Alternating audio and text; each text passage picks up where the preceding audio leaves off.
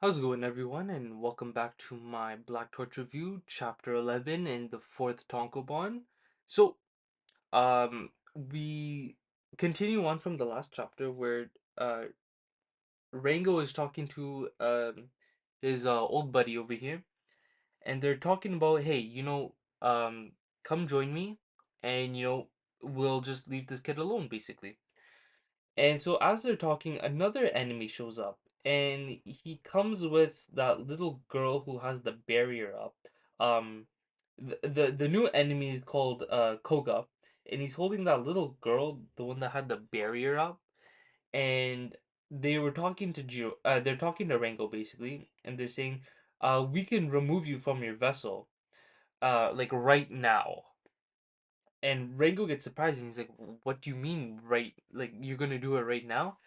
And Koga, the new enemy that was just introduced, he says it's very straightforward actually, taking the Mononuke from the vessel. All they just have to do is just bombard them from the outside with a large mass of energy to to pop open a hole. And then you'll just extract the Mononuke through the vessel basically. Um and it's kind of like opening up a wrapper, I would say. Like you're putting a lot of force on the wrap. Like, have you ever had like Kit Kat or Snickers? Uh, as this Koga guy is explaining this, he is opening up a Snickers bar.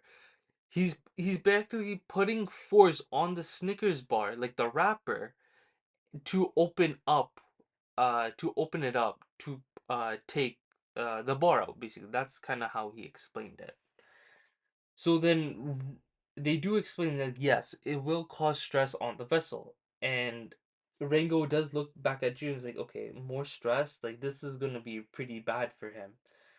So it's also important to mention like Jiro is passed out. He's laying on the ground. He's taking a nap basically. So then Rango's old buddy is like, hey, you know what? We're gonna begin. Um but you're gonna have to take that like barrier down basically, the barrier that was hovering around the area for the Mononuke. So then we cut away and we cut back to the outside and we see Black Torch and we see Ichika. She's kind of holding her sword very worried. She's very worried about her teammates, especially Rigi. Rigi, he's he's in a van, I would say, like an ambulance, and they're doing testing on him. They kind of concluded that like, hey, he doesn't have bad organ damage, but he's lost a lot of blood, and they need to take him to the hospital so he can recover. So then, um, Shiba, Shiba gets a phone call from the first division commander, and she practically gives Sheba shit from top to bottom. She's like, "Hey, you told me that these kids would do their job. One's MIA, one's almost dead, and the third one just came out fine. Okay, great. Um, you messed up basically." And Sheba, he does say like, "Yeah, I will take full responsibility for this."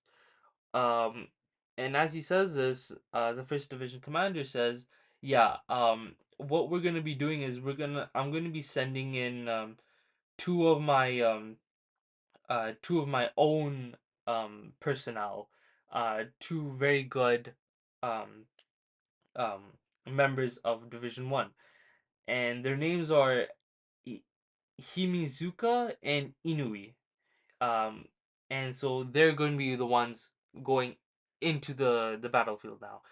And they can do this because now the barrier, as I said before, the barrier is now down. Shiba kind of tells the first division commander, he's like, "Hey, please just uh get get him out of there. Just get Jiro out of there." She's like, "Okay, sure, whatever." Hangs up and calls them, and they say, the first division commander calls her two personnels, Himizaki. What was the name again? Himizuka, Himizuka, and Inui. And they're like, "All right, time to move out."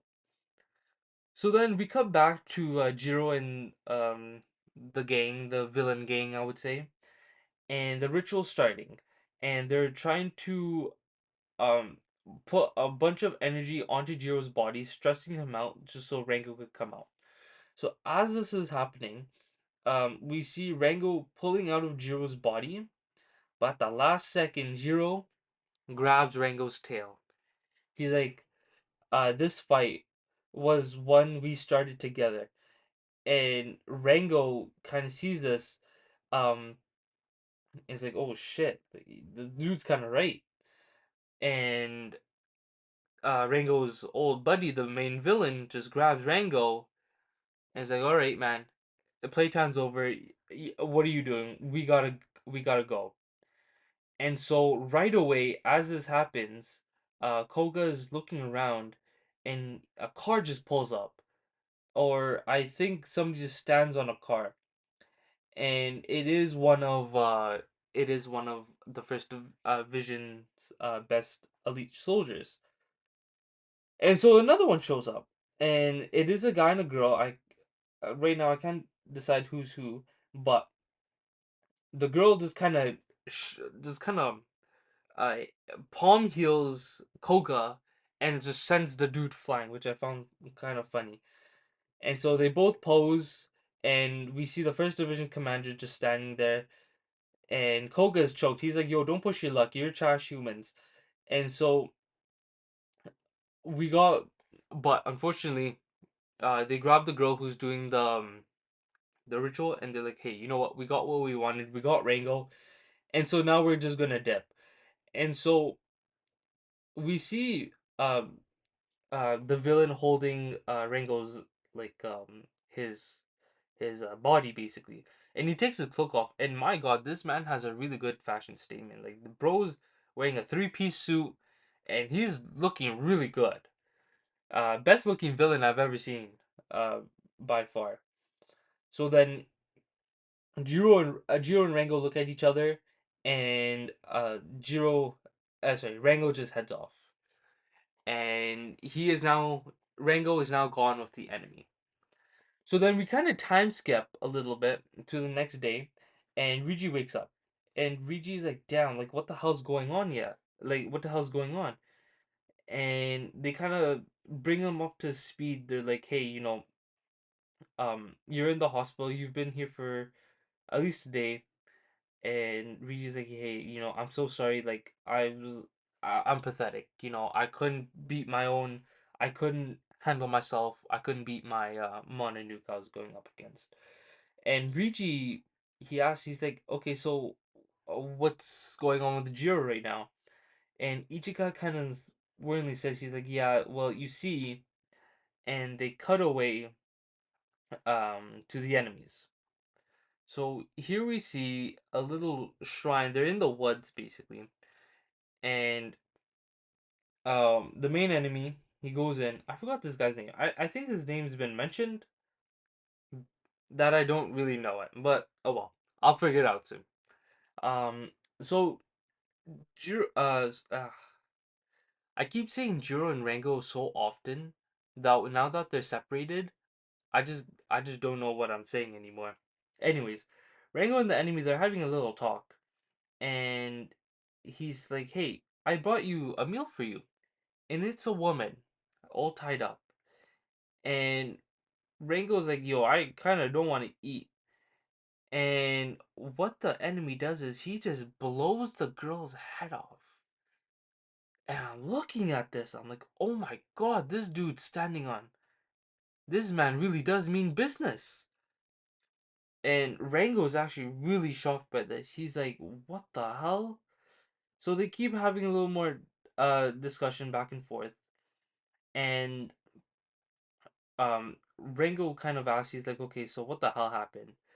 And enemy was like, hey, when you were in this killing stone, we lost. We had a really bad loss, and I was screwed. Like I had no, I had, you know, I was really screwed. Like he mentally and physically, he was down, and he realized like, hey, humans individually they're weak, but in numbers they're strong as hell.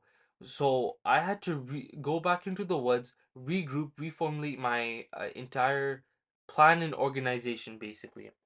And so now we're back, and now we're going to actually um take over the humans. We're going to be the ones who's going to be the dominant species.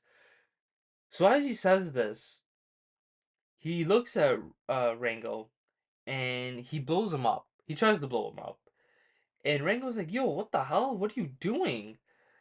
And he picks up Rango's neck, holds him up. He's like, "Rango, where's your tail at?" And Rango's like, "Damn, you got me, bro.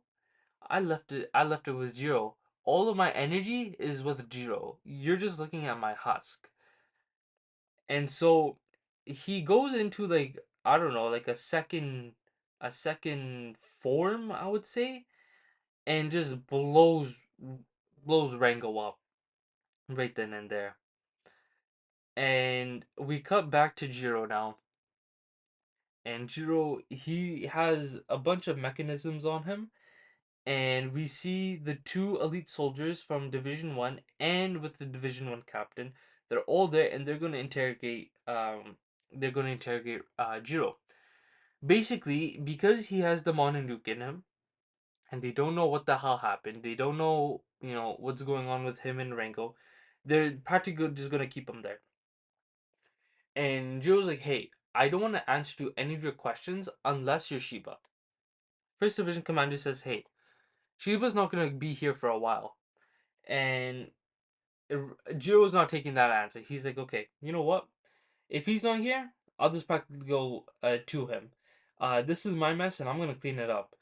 Um, and so, Amagi, that's his name. Amagi, he is my problem, so I'm gonna kick his ass on my own. There we go. So for the last 12 minutes, if you kept hearing me say the main villain, Amagi is his name. Oh man, I feel so stupid now. Oh, oh well. Well, that's the end of the chapter, and I hope you enjoyed. Like, comment, subscribe if you did. Um, and I will see you next week. Take care.